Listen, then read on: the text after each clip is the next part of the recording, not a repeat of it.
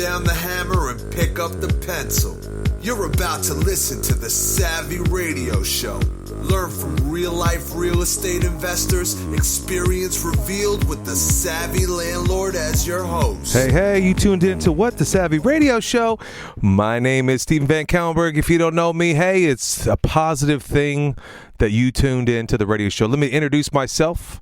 I've been investing in real estate since 1999, grinding it out each and every day. Yep, to this day, as of today, I'm still buying deals. I put in an offer today in writing. Wow, it took me a minute to get it done. I forgot what it was like, but hey, hopefully it's an asset. Hopefully you're putting in offers. Hopefully you're building relationships. Hopefully you're growing, and I know you're growing because you are tuned into the radio show, and I'm excited. I'm also excited that I just got back from Ohio. If you don't know what the Ohio REIA convention, also known as the summit, the National Annual Real Estate Summit produced by VINA and Ohio REIA, it is worth your time and energy to check that out. Not only that you have an opportunity to meet great friends, an opportunity to learn more, to network, raise money, and just come up with things that you've never heard before. Come up meaning come up a level of your education. The way you've been doing it before may not be the best way you're doing it, and how you should adapt to what's new. Even me personally, there's a couple of things, just obvious things that I have been not doing well. And so here's the few things that I've learned. Number one, business cards. Yep, I know, old school. Even if you're a millennial, you're like, business cards, what's that? Here's the deal. You don't give out a business card. You ask for someone's business card. You take their business card and you follow up. Wow. When I heard that Bill Cook said that from stage, I'm like, how many times have I been so arrogant? Here's my business card. Call me. Nope. If you want to be successful, you take the initiative. You take that phone number down. You put it in your CRM and you blast them. Nah, I'm not just saying to blast them, but you follow up with them, because that business card, yes, is potential money. Real estate money for your next acquisition. It could be your next relationship. It could be your JV, your joint venture partner. So listen, next time someone's talking about business cards, you grab their business card. Don't be second rate and just give them yours. Grab theirs. If they don't have him, grab their contact, have them text you your phone number, build a relationship, all by taking a business card. Thank you, Bill Cook. Appreciate you. All right. So hold on. I got my notes here. Hold on. So I learned this the other day. So, you know, I'm trying to get into a different arena of life. I've been in this game for about 20 years, and I feel like I want to do more. I want to do some other things. None of the things in real estate. Just be around people like-minded. Do things differently. And I thought this blew my mind. Okay. Some people look at the $99 class. Okay, man, how much is that seminar? Oh, it's $2,000, or it's $500, or it's $200, or we got the investor weekend coming up, and it's $99 for the ticket. See, I think where we lose, it's not the cost for the class, but it's the power of the network. Come on, quote me on that. It's not the cost of the class, but the power of the network. And let me tell you something. Let me talk to you something about some dude that just changed my life one day. And I've been hanging out with this homeboy for a long time. And one day I was like, man, hey, you know, why'd you pay $6,000 to be a part of this training program? And I'm like, bro, you already killing it. Bro, you already all things to all people. Bro, this is me, Steve VanCauwenbergh, talking to another friend of mine, and this is what this dude said to me, a young millennial. He's like, bro, I'm not paying the $6,000 for the class or for the course. I'm paying to tap into their network. Ooh, man, so arrogant that I have been. I'm just only be focusing on the cost, but I'm not focused on what could happen. What's the end results? So Take the heat. So it's not the 99 class, but it's the power of the network. Number 3, no excuses. For real. I was up in Ohio. This dude came up to me. Listen, I don't know if you know my personality, but I try to love on everybody equally, right?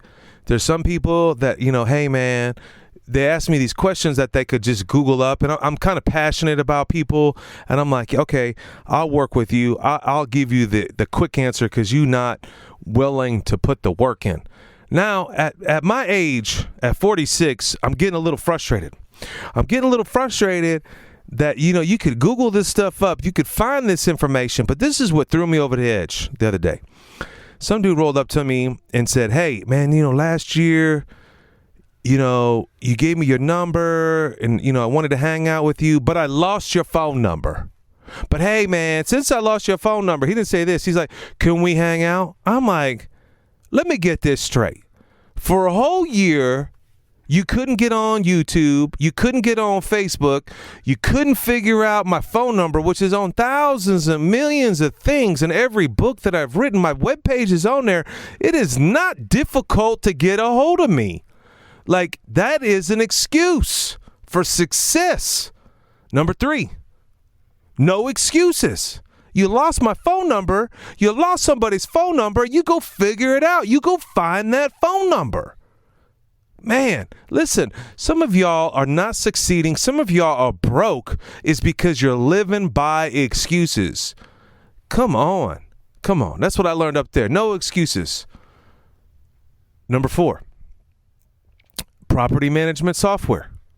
I don't know why I wrote that down, but maybe I was going to list some property. There's so many property management software out there. You need to do it. All right, on the property management software, man, I can't remember. Sorry, we're going to move on. Number 5, gift, right? So giving gifts to people. Man, I'm losing my mind. So I met this dude who handed me this metal business card. Pretty crazy. Remember, this time after I heard the seminar, I was like, man, I'm grabbing people's business card. So I was like, bro, give me your business card. This dude brings out a metal business card. It's like bougie cool, like, wow, like engraved, cut out. I was like, wow, that's amazing. And he gave me his business card. And then he started talking about giving people gifts. And I was like, man, you need to give people gifts so they'll never forget you. But don't forget to put their name on it. So he was telling me this story. I was like, yeah, man, I was cool. Back when I had my bridal show, I got this grape juice and I put OK Bride on it, and I gave out cases of wine bottles with grape juice in it, and people would have it on their desk. They would talk about it, and like 6 months later, I'd go back to the store and they would still have the OK Bride grape juice in their refrigerator. And I thought I was someone special, and this dude corrected me. This guy's bomb. I'm about to put him on the radio show. He's like, man, where you went wrong is that you put your name on it, but to really impact people, you need to put their name on it. I'm like, what do you mean? He's like, monogram it, put their name on it, go above and beyond. And I was like, man, how'd you know about that? And he told me about this a book called Giftology. I haven't had a chance to read it, but it's coming up. It's in the runway, and I'm going to take off on it. Number 6, metal business card. Here's the deal about number 6. You got to be creative in this game of investing so people don't forget who you are. See, there's so many people out there, but what makes you unique? What makes you special? Now, obviously, if someone gives you a gift that has your name on it, that's pretty special. I was talking to someone else today about gifts that have been given to me, and a friend of mine mailed me some running shorts, and every time I look at those running shorts, I think of that guy. Or when I have somebody gave me a headband to run in, which I'm not a big headband guy. I don't like sweat all over me. I think of that guy. All right, the power of gifts. But here's the thing. Get creative on your business card. All right, number 7. This is pretty powerful. So a lot of people want to get into the game, and there's this thing called human value. We did this exercise there at the keynote speaker that was amazing, that Vina was putting people together with their gifts and talents. Like, for example, you have no money, but you are a master at systems, or you have no money, but you're really good at being organized, you can bring value. That's human value. So it was really cool how you can connect in real estate through someone having human value. What's your value that you can bring to the table? In this case, I'm a coach. I bring value as a coach. People may want to work with me with deals, or they may want to pay me for my services of coaching, but it's human value. Really, I mean, I'm telling you, and it's so funny. As soon as my ears turned to this word human value, I was like, wow, I never thought, there's young kids that want to be in real estate, and they hang out, they come to the office like random, and they're like, what can I got a text message today from some homeboy. Hey man, I know you're busy. What can I do to help you? And at first I'm like distracted. I'm like, what's this dude? What does he want? Like, what's his agenda? And then I realized he's offering me human value. Ask yourself, what's your human value? You want to get with a mentor. What can you bring to the table? Research, helping him write a book. What could it be? What could it be? All right, here's another one. Number 8. This actually kind of blew me. Kind of. I don't know if I learned this, but this happened to me. So, all the years I've been going to this deal, they have a Saturday night banquet. It's like there's about 600 people in there, and they do some kind of awards. I don't know what awards they do, but they have this super duper keynote speaker, and I'm fixing to tell you about him in a minute. But so I'm grouping up outside in the foyer with some friends, just connecting with people, and I'm like, hey man, you going to the banquet? Some people, yeah, I'm going to the banquet. Some people don't. Now the ticket for the banquet is $50. Now I get it. See, here we go again, VanCauwenbergh. We focus on the ticket price. So this girl rolls up to me, and she's like, hey, do you guys need a ticket? Now, at first, my first inclination was, hey, who needs a ticket? And then she's like, I got a ticket. My husband can't go. Do you want to buy it for $20? I'm like, and I'm not saying that's wrong, but that means something to me, and I can't really articulate it right now. I know this is the most bizarre podcast in the world. I got my children in the closet with me. I'm trying to break this off, and they're just playing, and I can't really focus. But I love them anyway, because you're my peoples. Say hi. Hi. Say hi. Hi. Okay, they staring at me. I'm like, I'm trying to figure. But see, when I wrote this down, I was like, man, I get it. I used to be like that, right? I want to get the return on my $50 that I paid for.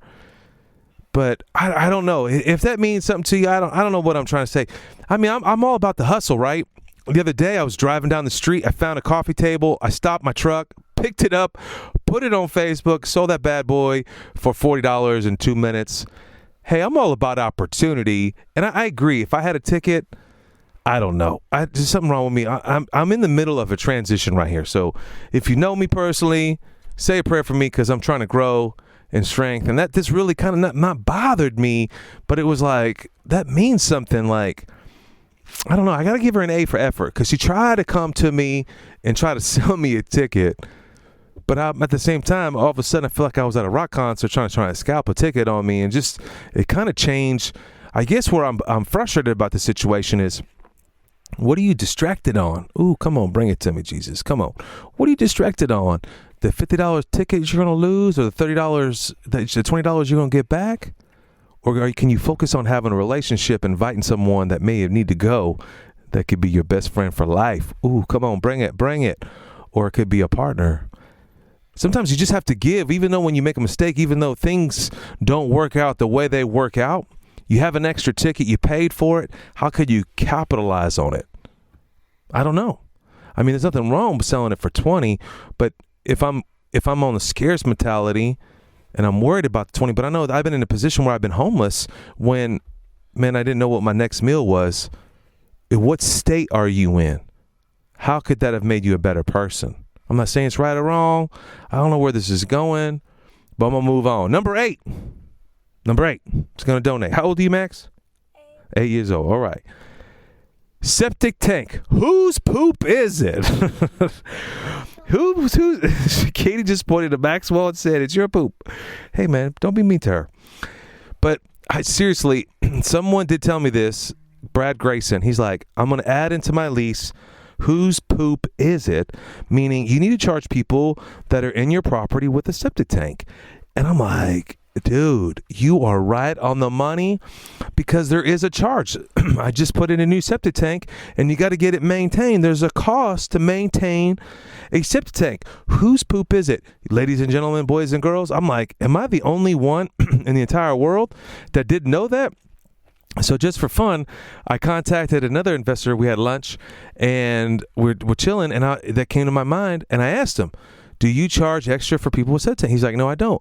And then I went to the whole Brad Grayson. Whose poop is it? It's their poop. They should be responsible for it. Oh, shucks a duck. Charge for the septic tank. And so back to the keynote speaker, number 9, and this is where I'm at. This dude started speaking, and it blew my mind, and I can't remember his name, and I'm in my closet. I'm not looking at my notes, but it was the guy that spoke at the REIA convention. This dude is from Seattle, and he's advocating for real estate investors, landlords in general. And the couple of things that he mentioned right at the gate, I wasn't really paying attention. The guy started talking about these 2 books that are published, and they're like anti-landlording. And I was like, oh no. And then I wasn't really, so then I started hit record, because I was like, dude, this bringing knowledge. And he said, right now what's going on is rent control in a massive way. That these laws in small towns are trying to use rent, not just in New York and California, but it's spreading all over the country. And I was like, okay. I feel you. There's certain markets in my area where not rent control is an issue, but like super weird laws are coming into place. And then he said that evictions are becoming illegal in certain markets. And he documented several of these socialism things. I'm like, how can the evictions? And he went on this whole thing. And then it hit me. And then I was like, yo, we are segmented as investors, aka landlords, people, trenches in the ground, and the government, and I'm not anti-government, is kind of going towards socialism. And evictions could be illegal. Like, how is that going to work out when dude doesn't pay his rent, but Chase Manhattan Bank wants their money? Is the government going to step in? How's this going to work? And so the thing is like, we do not have lobbyists that represent landlords across the country. And I believe this is going to be an issue. More socialism, more laws, more things that tell us what to do. Just in my market, there's a city called Del City.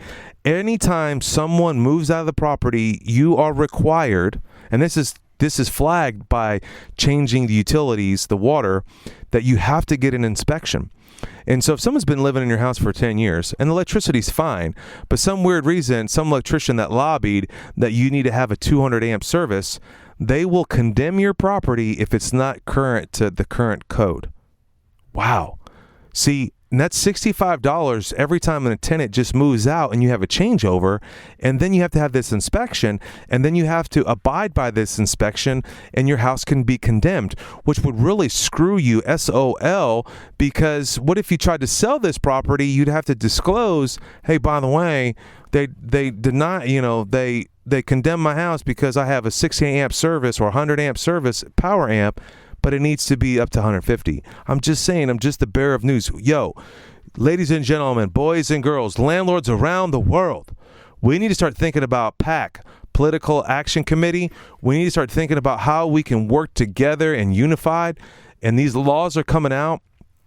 And if this is a subject that you want me to elaborate on, please let your boy know, because I don't know how, but we need to get ready to fight and protect that's ours, our personal property, our privacy, how we manage and do what we need to do. This is my property. This is what I want to do. Anyway, that's a rant. Anyway, this is your boy, Steve VanCauwenbergh. You tuned in to the Savvy Radio Show. You like this episode, I hope. Let me know. Share it to other folks. You can go to savvypodcast.com, but no matter what you do, you should go buy assets. What is the Savvy Boot Camp? Are you struggling to get to the next level as a business owner? As an investor, do you want to multiply your income? Sign up for the Savvy Bootcamp, a strategic and supercharged one-night and one-day event designed to shortcut your learning process and propel you forward. Just value, no upsells, and an intimate setting to build relationships with like-minded investors.